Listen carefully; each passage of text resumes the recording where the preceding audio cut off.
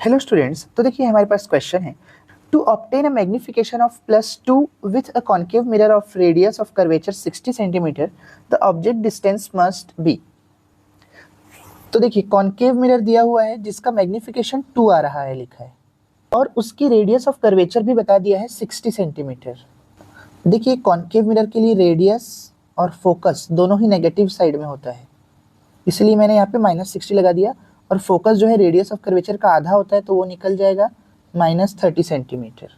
तो देखिए इस क्वेश्चन को दो प्रकार से सॉल्व कर सकते हैं, एक तो मैथमेटिकली जिसका सॉल्यूशन थोड़ा लंबा होगा और दूसरा लॉजिकली। तो पहले मैं आपको लॉजिकली सॉल्व करके दिखाता हूँ, इसके लिए आपका बेसिक नॉलेज थोड़ा स्ट्रांग होना चाहिए। तो देखिए अगर एक कॉन्केव मिरर आप लेते हो तो उसके लिए फोकस और सेंटर बनाते हो, तो कॉन्केव मिरर हमेशा इन्वर्टेड इमेज देता है। इन्वर्टेड का मतलब मैग्निफिकेशन हमेशा नेगेटिव में आता है, लेकिन अगर हम कॉन्केव मिरर में ऑब्जेक्ट को फोकस और पोल के बीच में रख दें तो सिर्फ इस केस में ये पॉजिटिव इमेज देता है। तो इतना तो पक्का हो गया कि फोकस और पोल के बीच में रखने के लिए हमें फोकस से भी पहले रखना पड़ेगा इमेज को। और अगर आप ऑप्शन चेक करो तो फोकस जब 30 सेंटीमीटर का है तो फोकस और पोल फोकस से कम अगर देखोगे यानी 30 सेंटीमीटर से कम, तो एक ही ऑप्शन आपको दिखेगा, ऑप्शन डी। तो यहाँ से डायरेक्ट ऑप्शन डी पे टिक लगा सकते हैं, क्योंकि कॉन्केव मिरर में पॉजिटिव मैग्निफिकेशन तभी मिलता है जब ऑब्जेक्ट को फोकस या पोल के बीच में रखा जाए। ठीक है, तो ये तो मेथड 1 हो गई डायरेक्टली। अब मान लो आपको मैथमेटिकली सॉल्व करना है तो उसके लिए मैं मेथड 2 बता देता हूँ।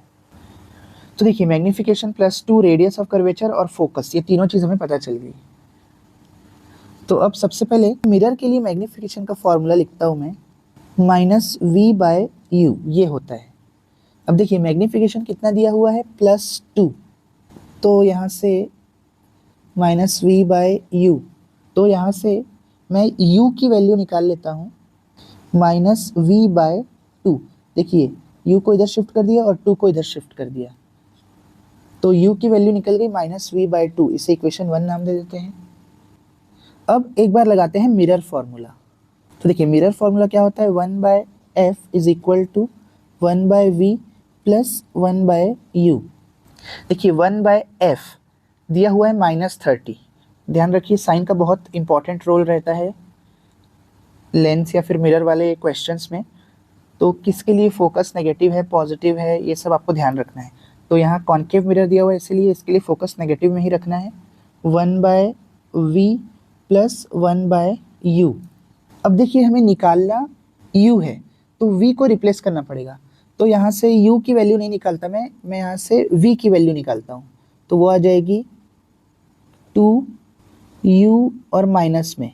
तो देखिए क्या हो जाएगा, -1/30 इक्वल टू 1/v की जगह मैं रख देता हूँ -2u प्लस 1/u।